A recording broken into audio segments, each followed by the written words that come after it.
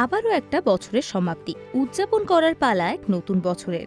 আর সারা বছর জুড়ে বাংলায় বিনোদনে যারা পাশে থাকে তারা হলো বাংলা সিরিয়াল। এবার বছরের শেষ টিআরপির তালিকা হাজির। বছরের শুরুতে প্রথম ৫ যেসব গল্প দেখা গিয়েছিল, বছরের শেষেও কি তারা নিজেদের জায়গা ধরে রেখেছে নাকি বদল এসেছে তালিকায়? যদিও তুলনা করে দেখতে গেলে বছরের প্রথম এবং বছরের শেষে আকাশ পাতাল তফাৎ। বছরের শুরুতে দর্শক যেসব গল্প দেখছিল তার মধ্যে অনেকগুলোই শেষ হয়ে গিয়েছে। কিছু গল্প যেমন শেষ, তেমনই আবার যেসব দর্শকদের ভীষণ পছন্দের তালিকায় ছিল সেইগুলো গিয়ে পড়েছে একদম নিচের দিকে। বছরের শেষ সপ্তাহে ১ নম্বরে রয়েছে পর্ণা এবং সৃজনের গল্প। ৯.২ পেয়ে প্রথম স্থানে রয়েছে নিমফুলের মধু। যদিও বছরের প্রথমে দর্শক পছন্দের তালিকায় ছিল সূর্য এবং দীপার অনুরাগের ছোঁয়া, যারা বছরের শেষে এসে পঞ্চম স্থান থেকে একেবারে ছিটকে গিয়েছে। তবে বছরের শুরু থেকে শেষ পর্যন্ত একটানা নিজেদের জায়গা বজায় রেখেছে জ্যাস শানলাল।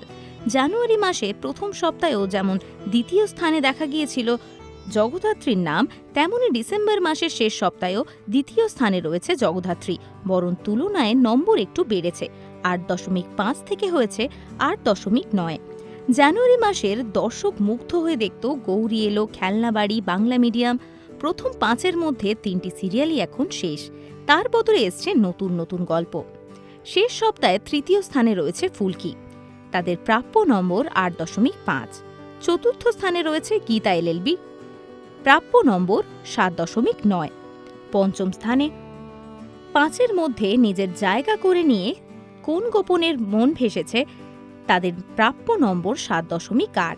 বছরের শুরু এবং শেষের টিআরপিতে কি কি বদল এলো আসুন দেখে নেই। বছরের প্রথম সপ্তাহে প্রথম স্থানে ছিল অনুরাগের ছোঁয়া, এখন সেই জায়গা দখল করেছে নিমফুলের মধু।